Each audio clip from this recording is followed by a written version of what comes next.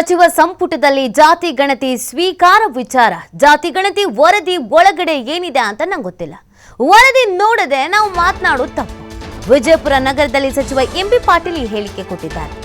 ಜಾತಿ ಗಣತಿ ವರದಿ ಅಧ್ಯಯನ ಮಾಡಿ ಅರ್ಥ ಮಾಡಿಕೊಳ್ಬೇಕು. ಜಾತಿ ಗಣತಿ ವರದಿ ವಿಚಾರವಾಗಿ ವಿಶೇಷ ಸಂಪುಟ ಸಭೆ ಕರೆದಿದ್ದಾರೆ. ಸಂಪುಟ ಸಭೆಯಲ್ಲಿ ಜಾತಿ ಗಣತಿ ವಿಚಾರ ಒಂದೇ ಚರ್ಚೆ ಆಗಲಿದೆ. ಸಂಪುಟ ಸಭೆಯಲ್ಲಿ ನಮ್ಮ ಅಭಿಪ್ರಾಯಗಳನ್ನು ಹೇಳ್ತೇವೆ. ಈ ಕುರಿತು ಚರ್ಚೆ ಮಾಡಿ ಮುಂದಿನ ನಿರ್ಧಾರ ತೆಗೆದುಕೊಳ್ತೇವೆ. ವಿಜಯಪುರ ನಗರದಲ್ಲಿ ಸಚಿವ ಎಂಬಿ ಪಾಟೀಲ್ ಈ ಹೇಳಿಕೆಯನ್ನು ಕೊಟ್ಟಿದ್ದಾರೆ. ಜಾತಿ ಗಣತಿ ವಿಚಾರಕ್ಕೆ ಸಂಬಂಧಪಟ್ಟಂತೆಗೆ ಎಂಬಿ ಪಾಟೀಲ್ ಅವರು ಈ ರೀತಿಯಾಗಿ ಪ್ರತಿಕ್ರಿಯೆಯನ್ನು ಕೊಟ್ಟಿದ್ದಾರೆ.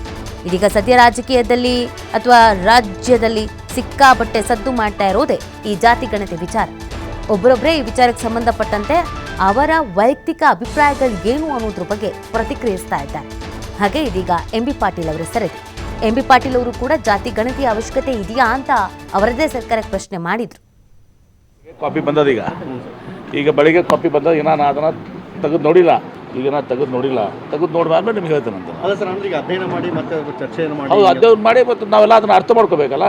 ಅರ್ಥ ಮಾಡಿಕೊಂಡು 17ನೇ ತಾರೀಕಿಗೆ ಸಭೆ ಅದ, ಸಂಪುಟ ಸಭೆ, ವಿಶೇಷ ಸಂಪುಟ ಸಭೆ, ಅದು ಒಂದೇ ಚರ್ಚೆ ಆಗ್ತದೆ. ಅವಾಗ ನಮ್ಮ ಅಭಿಪ್ರಾಯಗಳನ್ನ ಹೇಳ್ತೀವಿ. ಯಾರು ಅವ್ರವ್ರ ಅಭಿಪ್ರಾಯಗಳನ್ನ ಹೇಳಿದಾರ. ನೋಡ್ಲಾರ್ದೆ ಹೇಳೋದು ಬೇರೆ, ನೋಡಿ ಹೇಳೋದು ಬೇರೆ. ಈಗ ಕಾಪಿ ನಮ್ಗೆ ಕೊಟ್ಟಿದ್ದಾರ, ಅದನ್ನು ನೋಡ್ತೀವಿ. ನೋಡಿ ಮತ್ತೆ ನಮ್ದು ಏನೇನು ಡೌಟ್ಸ್ ಇದಾವೆ ಅಲ್ಲೆಲ್ಲ ಕ್ಲಾರಿಫೈ ಮಾಡ್ಕೋತೀವಿ, ಚರ್ಚೆ ಮಾಡ್ತೀವಿ.